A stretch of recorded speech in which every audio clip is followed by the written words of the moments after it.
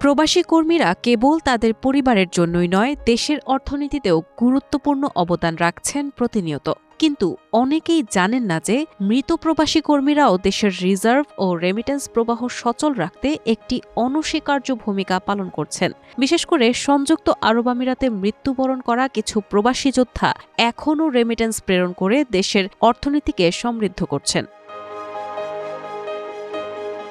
গত বছরের এক পরিসংখ্যানে দেখা যায়, শুধু আরব আমিরাত থেকে মৃত প্রবাসী কর্মীদের বকেয়া বেতন ও মৃত্যুজনিত ক্ষতিপূরণ আদায় হয়েছে ৩৬ কোটি টাকার বেশি।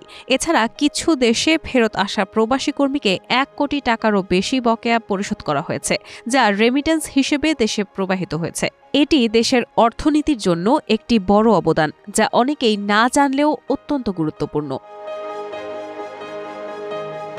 আবুধাবি বাংলাদেশ দূতাবাস ও দুবাই কনসুলেটের তথ্য অনুযায়ী, আমিরাতে প্রতিবছর কিছু প্রবাসী কর্মী কর্মস্থলে সড়ক দুর্ঘটনায় কিংবা কোনো কারণে আক্রান্ত হয়ে নিহত হন। তাদের পরিবারকে আইনি সহায়তা ও মৃত্যুজনিত ক্ষতিপূরণ আদায়ে সহযোগিতা দেয় বাংলাদেশ মিশন।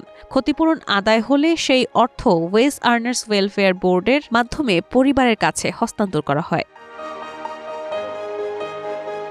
বর্তমানে আবুধাবির বাংলাদেশ দূতাবাসে ৬৮টি মামলা চলমান রয়েছে, যার মধ্যে ৫টি মামলার নিষ্পত্তি হয়েছে এবং ৩,৪৩,০০,০০০ টাকা ক্ষতিপূরণ আদায় করা হয়েছে, যা পরিবারের কাছে হস্তান্তরের জন্য ওয়েজ আর্নার্স কল্যাণ বোর্ডে পাঠানো হয়েছে। তবে কনসুলেটের অধীনে চলতি বছর এ ধরনের ৩২টি মামলা নিষ্পত্তি হয়েছে। চলমান রয়েছে মৃত্যুজনিত আরও ৩১টি মামলা। নিষ্পত্তি হওয়া মামলা থেকে মৃত্যুজনিত ক্ষতিপূরণ আদায় হয়েছে ২২,৩৫,০০,০০০ টাকা।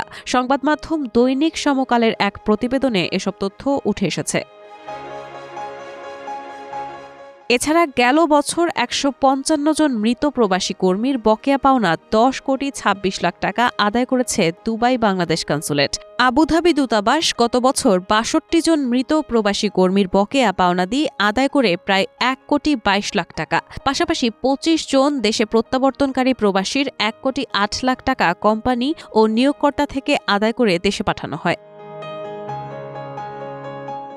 এছাড়া প্রবাসীদের কল্যাণ নিশ্চিত করতে ওয়েজ আর্নার্স কল্যাণ বোর্ডের মাধ্যমে ২১,০০০-এর বেশি আমিরাত প্রবাসী বাংলাদেশি কল্যাণ কার্ড গ্রহণ করেছেন। এই কার্ডের সুবিধা গ্রহণ করে তারা দেশে ফিরেও যেন কোনো ক্ষতির শিকার না হন তা নিশ্চিত হচ্ছে।